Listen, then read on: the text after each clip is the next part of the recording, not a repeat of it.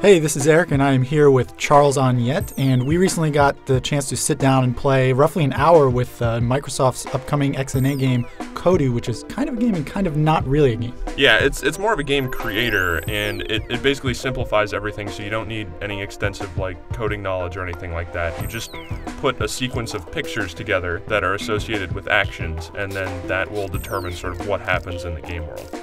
Yeah, it's gotten comparisons to Little Big Planet, but that's kind of not doing it justice.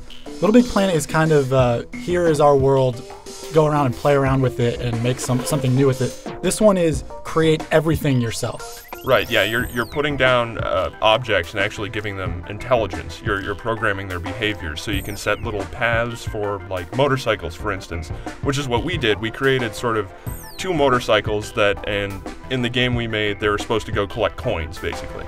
Well, that was the starting point. Yeah. And because this is kind of like a very high-level programming tool where it's up to you to figure out exactly how everything's going to behave. So we eventually decided that just having little motorcycles running around collecting coins wasn't exactly the most thrilling thing. So the clouds that were floating up above the stage, we linked them all together and had them move along the same path. So all of the clouds were sort of doing the same thing without having to program them all individually.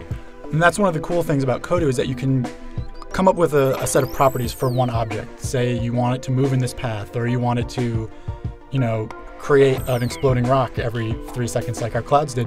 You can then label that as a creatable and then just start cutting and pasting it wherever you want. Yeah, and then it'll just appear in the game world, so it saves some time when you're trying to set this stuff up. So our clouds were dropping explosive rocks, but that wasn't quite enough. We went ahead and created a factory, which made some interesting products, I believe.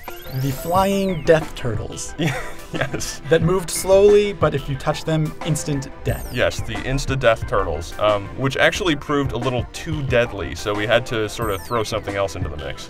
And that was where the multiplayer stuff in Kodu really came in, because we just slapped in a third controller and said, this guy's going to be controlling a flying saucer that not only can give everyone life, but can kill the death turtles. Yeah, so it was a healing saucer that would insta-kill the turtles, which was very helpful.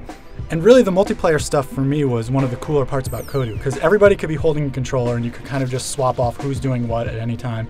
And at the end, when you're done designing your game, and I say game in quotes because I don't know what we really made was a game. I'm not sure. But you could send it to one of your friends on Xbox Live, and then they can start editing it and adding stuff and removing stuff, and it's really a design by community process. Yeah, and it seems like a really good sort of offline experience if you're just sitting around with a few friends and everyone's like, let's do something a little more interesting than deathmatch, and it's like you could just sit there and it's a collaborative process of coming up with how everything's going to work, and then everyone can actually play the game right there because you hit one button to switch between test and edit modes. So yeah, it's really easy to move back and forth. And it might just be because our game sucked. But for me, the fun was kind of the collaborative process of coming together and making this game. Everyone was throwing out ideas, saying, oh, now we need a flying saucer, now we need more motorcycles. And by the end, we had something that was just a total mess, which now makes me realize why you don't have design by committee. But it's a lot of fun. Yeah. All right, so when can people expect to get this, and where will it be made available?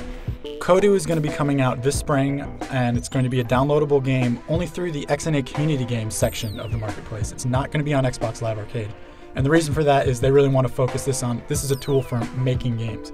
It's not necessarily a game. Okay, and are you going to play when it comes out? I'm going to make a game that is better than our Death Turtle motorcycle race. Okay, I think that's a noble goal.